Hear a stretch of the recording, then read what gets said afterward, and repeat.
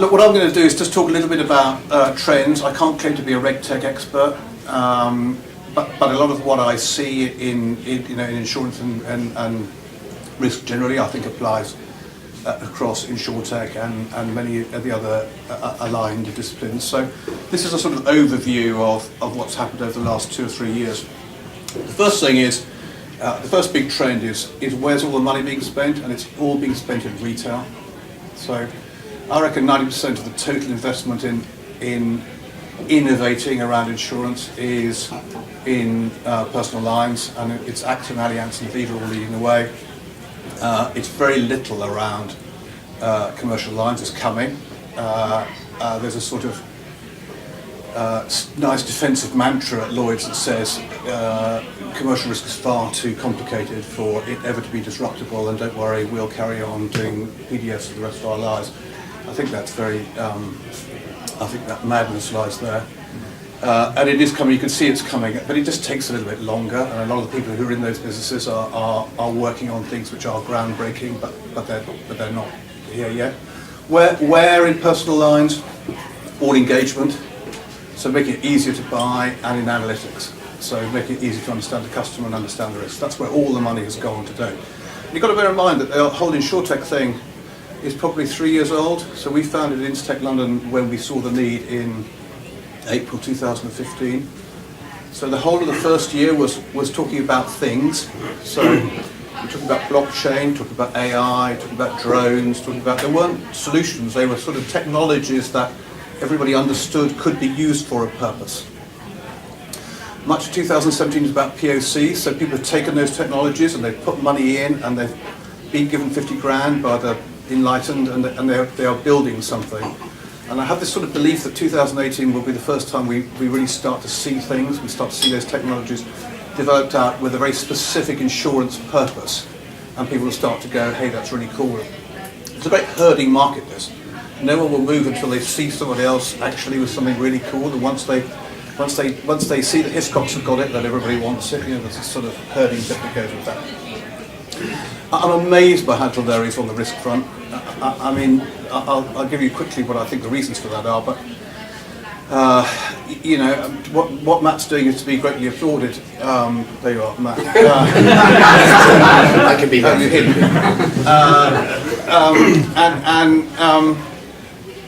there seems to me that as much as anything, the opportunity lies around risk mitigation, understanding your risk, preventing your risk, monitoring your risk. IoT has a huge role to play in that, and IoT is now, the connected world is now very clearly established in cars and houses, but it's not yet established in much more of the sort of industrial classes.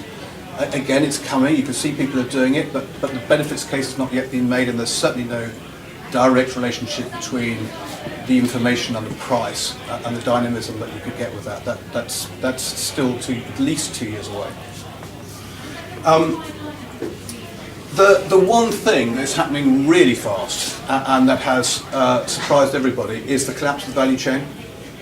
So Lloyd's cost of acquisition in 2016 is 45%. The average risk goes through at least 4 or 5 parties before it actually hits.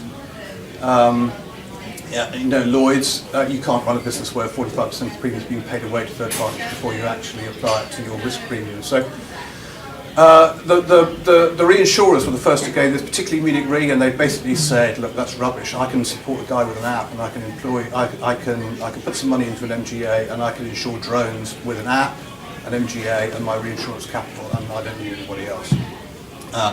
And if you're used to having if you're a reinsurer, you probably had 55 points taken off at that point. If you're used to that, then you have a lot of risk, a lot of investment that you can put into collapsing the value chain, because you're not putting your premium at risk.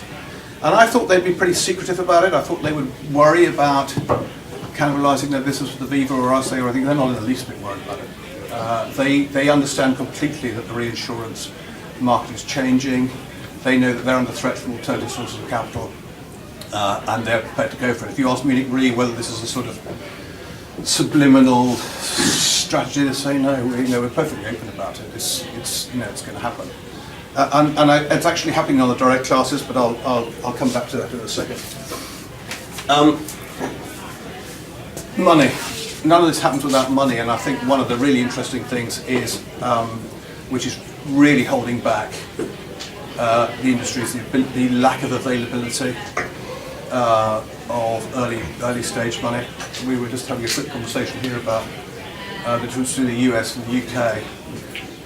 It's not unusual for a startup in the US to get $10 million from a PowerPoint and a spreadsheet and a guy who's done it before.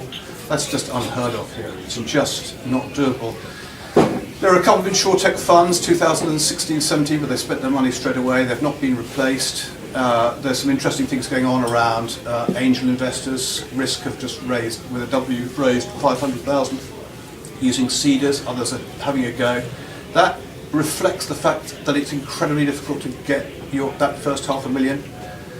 That in turn affects the quality of the talent you get, because the people you're getting are coming from outside the industry. They don't mind paying themselves 35 grand and working in a bed sit for 12 months. And what it means is you can't get people from the industry. So the industry is incredibly well paid, certainly in relation to some of the talent in it, if I could be brutal.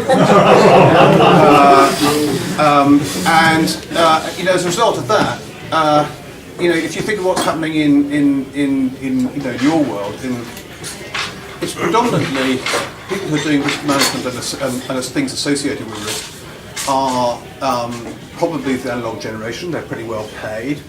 They're not that inclined to be open-minded. They're certainly unlikely to be attracted to the job of bringing their expertise to some highly innovative thing. So it becomes incredibly difficult with no money to match the domain expertise with the with the brilliance and innovative sort of capability of the people who come with the ideas, because there just isn't enough money to tempt them away from a nice comfortable job and a couple of beers at Corny Barrow at lunch.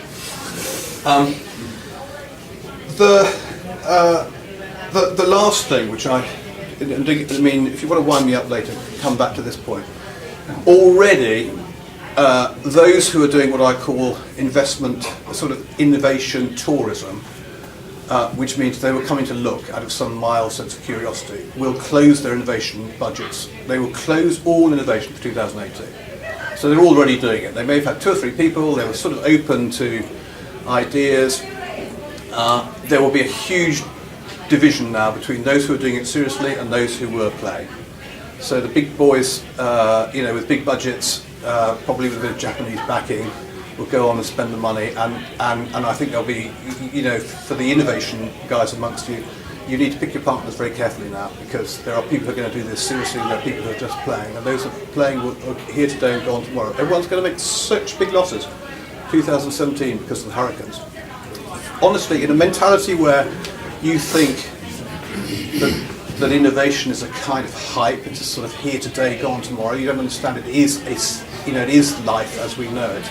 You'll close it down, and that's just to me that's a disaster, and God bless them all. The last thing is external influences. So that if you want to find real money, the real money is coming from people in really closely aligned industries right now. So there are people doing, for instance, trade credit insurance who understand perfectly well their client. They understand data. They've invested in their own technology. They probably have a data set that would enable them to insure. They see how sleepy the insurance industry is. They see the opportunity, and if they go for it, they tend to go for it big. So they're making £10 million bets, and they're coming in with a client base, with understanding of the data. There's sort of forces in very closely aligned industries who see that the insurance industry isn't actually innovating itself and sees it as an opportunity. And I know this because I'm working with one, but if you have a £10 million budget, you can then pick the best people out of the industry, because suddenly there are a lot of people in high positions in the industry who want to do this stuff, but they can't do it at Chubb, and they can't do it at AIG, and they can't do it at Aviva, because it just isn't the dynamics that enables that to happen. They would love to take what they've learned running SME somewhere or other and take it into a new company, you've got to have a budget like that to be able to get those people. All the talk right now is about Amazon. So Amazon hiring for an insurance proposition. No one knows what it is. I suspect it's to do with Alexa. It'll be, Alexa, can I buy insurance? Yes. What kind? Motor. what car do you drive. It'll be driven off that kind of stuff, but they know a lot about you anyway, and you know, it's not as if Amazon haven't got a good record for executing on strategic initiatives that they set for themselves. So that's to be watched. But for my money, the most exciting announcement of 2017 was the Maersk announcement that they were going to do all of their container cargo and vessel insurance on the blockchain as soon as it was built. And the reason that's important is it's a customer who got pissed off waiting for the industry to the observation is made by Maersk that most of the time their voyages are finished before they even get the documentation which confirms that they were insured. And the fact that the industry thinks that acceptable to the biggest container shipper in the world, you know, defies belief. But they complained and they complained and they complained and no one did anything about it. And that's because that risk goes through 5 sets of hands or 4 sets of hands. It sets off from Denmark, it goes to a local marine broker, it goes to a wholesale broker, it goes into an MGA, and it ends up with Catlin and with Amlin. You know, that information can't travel like that, you know, in the modern era. So they're going to use blockchain, and they're going to reconnect the risk with the capital, and that's the big default line right now. That'll happen much quicker than everybody thinks, and that's customer driven. That's the first sign I've seen a customer go, look, if you can't sort it out yourself, I'm going to sort it out for you. And I think that's interesting development that will probably be more of that in 2018. There is a sense that the industry can't do this itself, and that it needs external forces to do it. And in a highly regulated world, there's this lovely idea that, you know, the Googles and the Amazons of this world are not coming into the industry because the margins are so thin. The margins are so thin because 45 points gets disappeared between the top and the bottom. If you give that 45 points back, margins are not thin, you know, so the opportunity is vast. It's just this sort of not understanding the nature of the disruption that's coming. And normally I'm a very positive guy, but you know, you asked me for Doom tech, you know, yeah, kind of pessimist tech. Anyway, those are my observations, and I think they apply as much to all the worlds in which we're all operating.